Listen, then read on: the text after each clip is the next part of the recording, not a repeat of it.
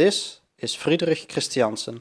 He was the highest commanding officer in the Netherlands during the war, and with this prominent position he was also responsible for the build of the Atlantic Wall throughout the Dutch coast, including this one, which was responsible for securing the entrance of the Grevelingenmeer, which they secured throughout the entire war.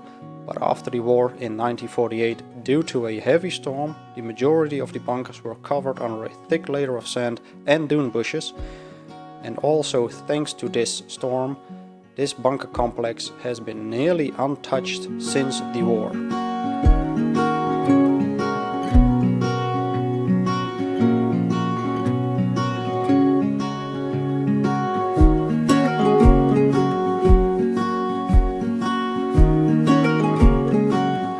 The reason that this bunker complex is still here and in such a beautiful condition is mainly because of the heavy storm in 1948, but also because the Germans placed this entire area under a strategic stronghold category, and if they did so, instead of using bricks, they would use reinforced concrete, such as they did with the construction of this bunker complex. So let's go take a look at this impressive bunker complex that took part of the Atlantic Wall right here in the Netherlands.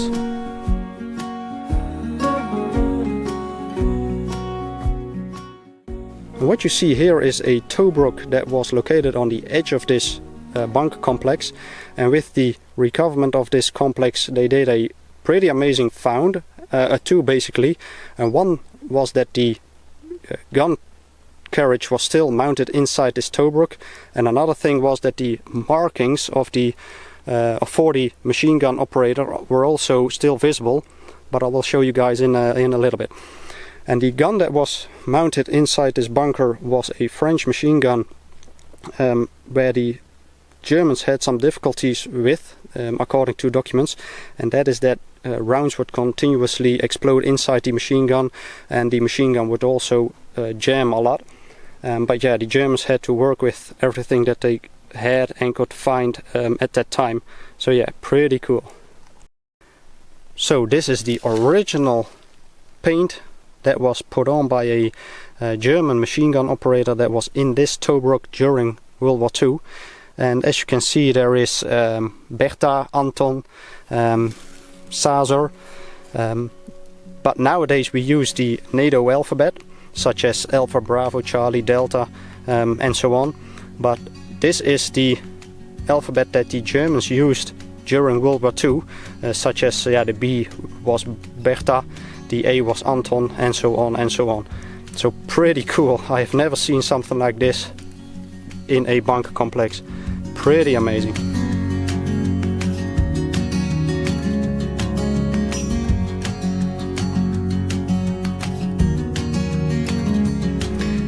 This is what I'm talking about. If you visit a bunker complex, there better be a cannon where you can take a look at, such as this one.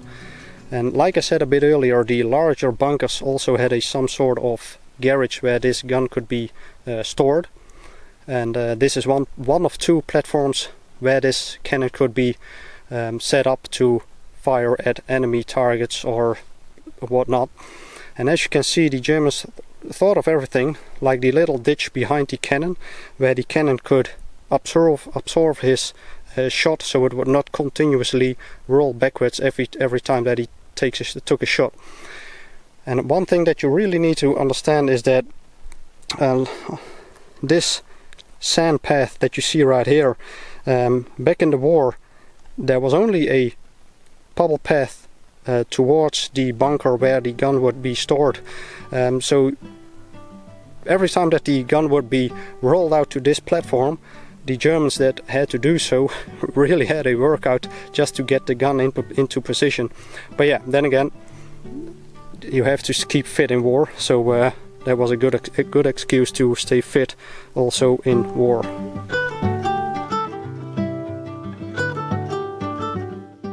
The Germans had garages for everything, for their cannon, which you saw a bit earlier, but also for their searchlight, and that one was stored in front of me, and that one could have been rolled out over these concrete plates, which are original, and they could have placed the searchlight on top of this bunker, or if I turn around, they could have drove them up that platform to put the Searchlight over there.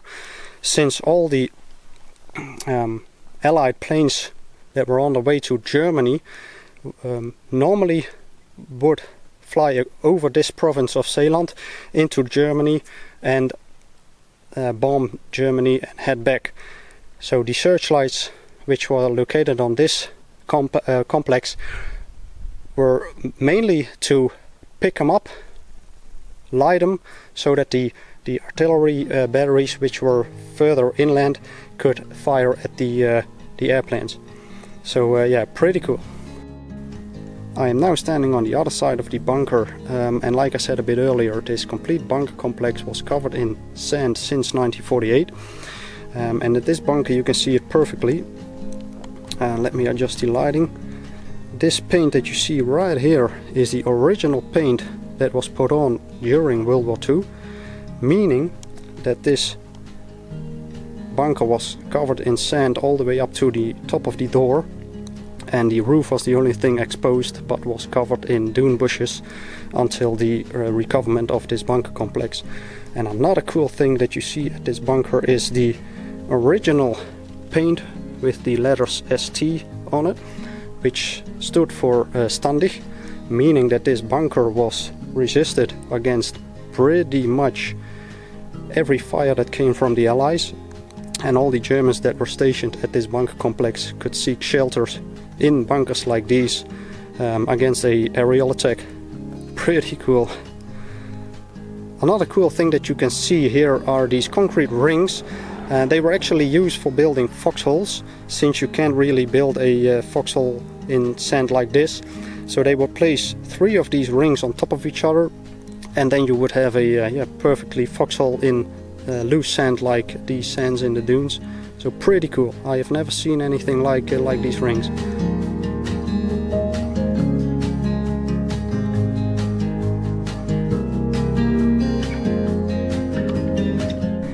This is also a pretty unique little bunker that was located within this bunker complex. And as you can see, the little turret that is built on top of this bunker originally came off a French Renault FT-17 tank. And these tanks were built and designed for World War I basically. But apparently the optics that were in these turrets were high-tech at the time, even in World War II. And that is why the Germans decided to place a turret on top of this bunker. And due to the optics, this one was also used for observation of the fishermen, since the fishermen were allowed to keep fishing also during World War II and the occupation of the Germans. There would have been a German inside, and if, for an example, the fisher boat 1 would leave at 7 AM and would return at 4 PM, there would have been a German that righted everything down so that every fisherman would leave and came back home by a certain time. Pretty cool. We have just seen the cannon, which was located on its platform, and the Germans had a garage for that cannon to store it, and that was done in this bunker. And if I turn around, another cool thing that I want to show you guys is this piece of road, which is located underneath this sand. It looks like it was placed here just yesterday, but this is a original piece of road that was built with the construction of this bunker complex, which is pretty cool to see. I told you guys that there were 2 cannon platforms on this complex, but I was wrong. There are 3, and this is also one of them. And at this platform they were able to fire 360 degrees, as you can see right here. And there were also ammunition storage, as you can see right there. So pretty cool, and this is all original. This was all covered in sand back in 48 and only recovered somewhat 10 years ago. Pretty amazing, this complex. This is an example of the concrete rings where I was talking about a bit earlier.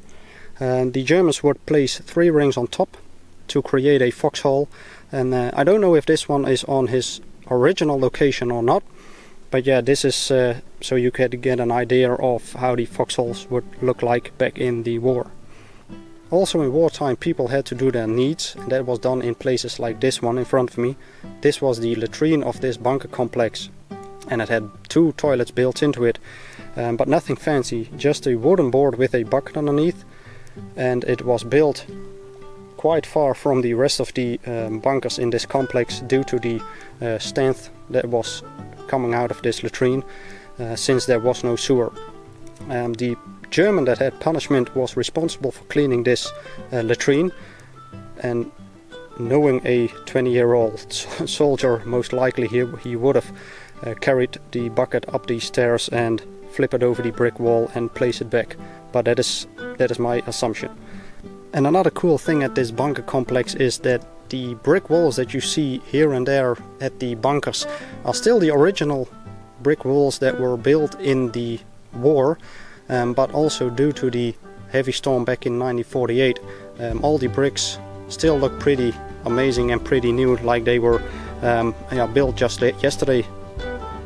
I hope you find it an interesting story that I told you about this impressive bunker complex right here in the Netherlands that was part of the Atlantic Wall.